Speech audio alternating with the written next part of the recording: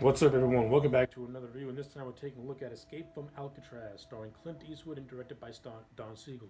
Escape from Alcatraz tells the true story of Frank Morris, a man who in the 1960s had a successful escape from Alcatraz prison, which was famous for housing Al Capone. Okay, so let's waste no time. Let's get right into this thing and try and zoom through this as fast as possible. I overall thought Escape from Alcatraz was a damn good movie. Now, this is not a movie that's going to it's going to give you intellectual stimulation, but it's a good movie. But it's a movie that's going to entertain the hell out of you. This is a popcorn thriller movie through and through. It knows what it is. It doesn't try to be anything but what it is. You have a very talented director in Don Siegel who had done Dirty Harry with Clint Eastwood. He brings that expertise to this movie, and he does a great job. One of the best things I like about Escape from Alcatraz is the atmosphere. This movie is rich with just an intense, suspenseful, almost claustrophobic atmosphere. No, he brings that grounded grittiness from Dirty Harry and he applies it to this movie. And the fact that this movie was actually shot on location in Alcatraz itself really adds to the authenticity of this movie, and you really feel that claustrophobicness, that grim atmosphere that just forebodes the Alcatraz itself. It's all great stuff. It's very rich. It's great stuff. Don Siegel was a fantastic director during his time. Dirty Harry and this excellently directed movies. This movie is no different. Great movie. Aside from outstanding production value and outstanding directing by Don Siegel, you have a good performance by Clint Eastwood, who plays Frank Morris. And Eastwood does his typical stoic badass characters, like any of his stoic badass characters. He says very little, but he does so much. And Eastwood in this role is no different than any other role he's ever done. He's fine in the role. He's really, really good. He brings that quiet yet intimidating presence to him. He brings that sternness that only Eastwood has.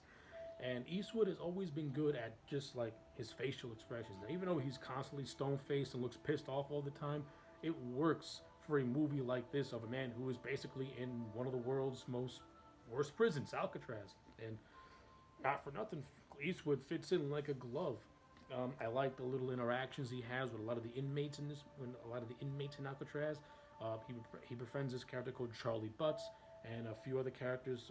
Also, one who calls himself Al Capone, and another character called Doc, who now the character of Doc, his whole thing is that he likes to paint, and there's this really, really graphic scene where after the warden confiscates his paintings, Doc goes into a workshop and pretty much cuts his fingers off with a hatchet in just a very hard to watch, gruesome scene.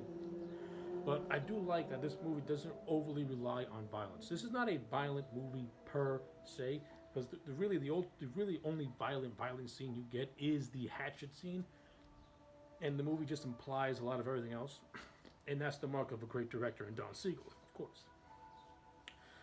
I also like the interactions with the character of English, who is pretty much the prison librarian, who forms a mutual bond with the Morris character. I like the inclusion. I like the little rivalry that Morris has with the character called Wolf when he first gets to the prison.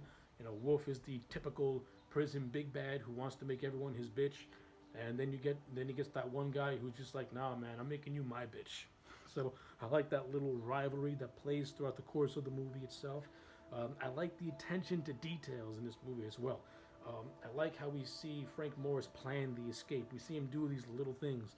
Like at first, he's using a clipper, but the clipper doesn't work. So when he's at lunchtime, he steals a spoon and turns it into a makeshift shovel or a makeshift chisel, as it were. And I like these little intricate scenes that we see. These very intense, suspenseful yet quiet scenes of the character of Morris doing these little things. It really adds on to the suspense. It really adds on to the tension when you have one of the characters playing a lookout, and we're at the edge of our seat wondering, are the guards going to catch him? Are the guards going to see what's happening? Again, it's the mark of great directing by Don Siegel. I can't praise this man enough. Oh man, and I can't praise what I've seen in this movie enough. Now again, as I had mentioned before, is this movie gonna rock your world in terms of intellectual stimulation? Hell no, it's not. This is a very basic, straightforward story.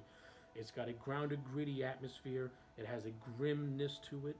It's a straightforward story. It doesn't stray away from its story. It has a consistent tone all throughout. The last 20 minutes of this movie, when the escape actually happens, is going to keep you on the edge of your seat. It's going to keep you gripped to the screen, and you're never going to lose your attention. That's another good thing about this movie, that your attention span never fails because you're constantly locked on screen. Again, it's a great performance by Clint Eastwood and outstanding directing by Don Siegel that makes me give Escape from Alcatraz all the praise.